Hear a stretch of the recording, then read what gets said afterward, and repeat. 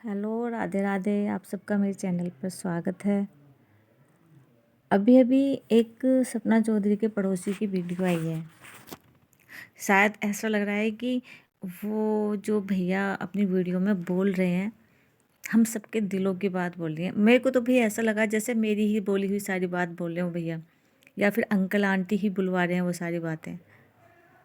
मेरा भी क्वेश्चन ये है कि जब वो लोग इतने ही बुरे थे भाई, अगर वो सच में ही अंकल ऐसी नज़रों से देखते थे तो भाई भगवान ऐसे ससुराल किसी को ना दे, जहाँ पर अपने जिस घर में अपनी बहू बेटी सेफ नहीं है भाई, वहाँ फिर वो लड़की कहाँ पे सेफ है। पहली बात। दूसरी बात, अगर वो इतने गंदे थे तो फिर आपने शुरू में स्टैंड क्यों नहीं लिया अपने लिए? भाई सबसे पहले अपनी सेल्फ रेस्पेक्ट होती है। अगर आप आपको खुद को ही डिफेंड नहीं कर पा रहे हो तो हमें दुनिया के सामने कैसे डिफेंड कर पाएंगे? जब आप अपने घर वालों से ही खुद को डिफेंड नहीं कर पा रहे हो तो आप बाहर वालों से कैसे खुद को डिफेंड कर पाओगे?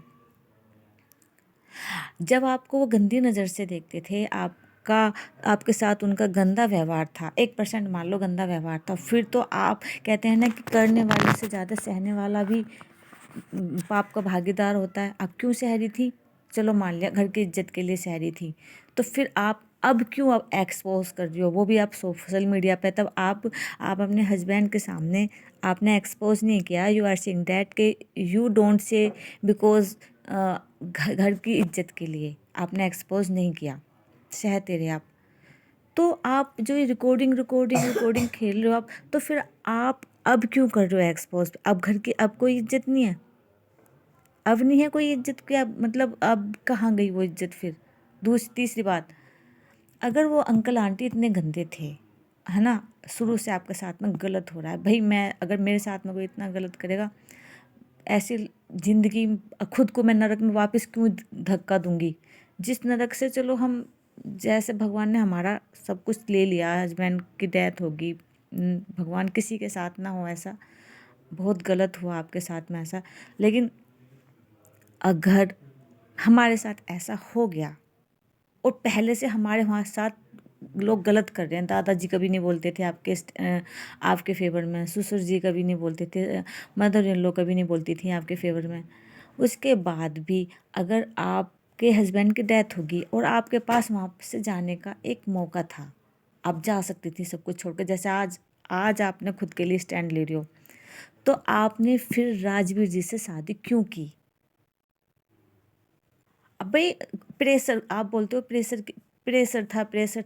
तो आज भी बना, आज तो पूरी दुनिया प्रेशर बना रही है आपके ऊपर कि भाई सासू ससुर के साथ रहो, सासू ससुर के साथ रहो, बच्चियों को ज़रूरत है, बच्चियों को एक मेल सपोर्ट की ज़रूरत है ना।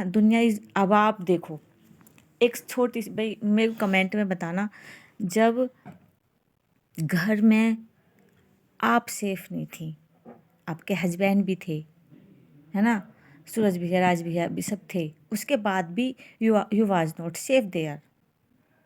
तो आप ये बताओ, आप अपनी बेटियों को लेके बाहर धक्के खा रहे हो इधर उधर, तो आप बाहर के लोगों को कैसे बोल सकती हो कि आप बाहर सेफ हो? यार जब घर में ही सेफ नहीं हो तो बाहर कैसे सेफ हो? इससे अच्छा आपने जब क्यों नहीं लिया आपने स्टैंड, क्यों की फिर राजवीर भैया से शादी क्यों की? अभी अभी देखो, वो आपके पड़ोसी का वीडियो आया, कहीं ना कहीं उनकी बातों में भी सच्चाई है। अगर वो इतने ही बुरे थे तो फिर आपने दूसरी शादी क्यों की? आज भी तो आप अपने लिए स्टैंड ले रही हो, तब क्यों नहीं लिया आपने स्टैंड? और फिर भाई सबसे शॉक्ड बात, हम अपने फ़ोन में एक फ़ोटो नहीं रख पाते इतने लंबे टाइम तक। हमारा कितना प्यारा भी, कोई भी कितनी प्यारी भी रिकॉर्डिंग हो, वीडियो हो, कुछ भी हो, हम नहीं रख पाते, कहीं ना कहीं वो डिलीट हो जाती है, सेव कुछ भी मैटर होता है। आपने सूरज की रिकॉर्डिंग को कितने दिन तक रखा, राजवीर भैया के सामने भी एक्सपोज नहीं किया, आज क्यों एक्सपोज किया आपने? सारी चीज़ें आज ही क्यों एक्सपोज कर रहे हो यार आप? अब क्यों इन चीज़ों में पड़े हुए हो? अपनी अपनी डेली लाइफ को दिखाओ।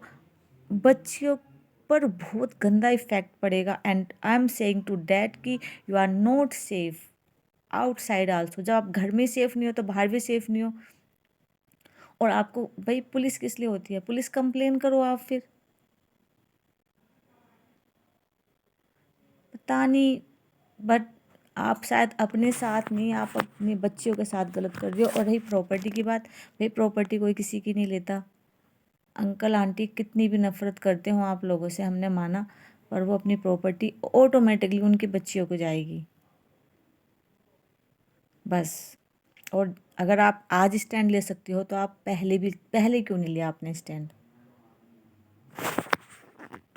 मैं कहाँ गलत हूँ? अगर मैंने कुछ गलत बोला उसके लिए सॉरी, लेकिन कमेंट में ज़रूर बताएं कि अगर ये सारी चीज़ें आज एक्सपोज हो सकती हैं तो सूरज भैया के जाने के बाद क्यों नहीं एक्सपोज हो सकती, राजवीर भैया के सामने क्यों नहीं एक्सपोज हुई? और अगर राजवीर भैया को ये सारी चीज़ें पता थी तो भाई वो अपने पेरेंट्स को उन्होंने क्यों नहीं क्वेश्चन किए, क्यों नहीं सवाल जवाब किए, क्यों उनके पेरेंट्स की वाइफ के ऊपर गंदी नज़र डालें? मुझे नहीं लगता कि, पता नहीं भाई, अब तो ऊपर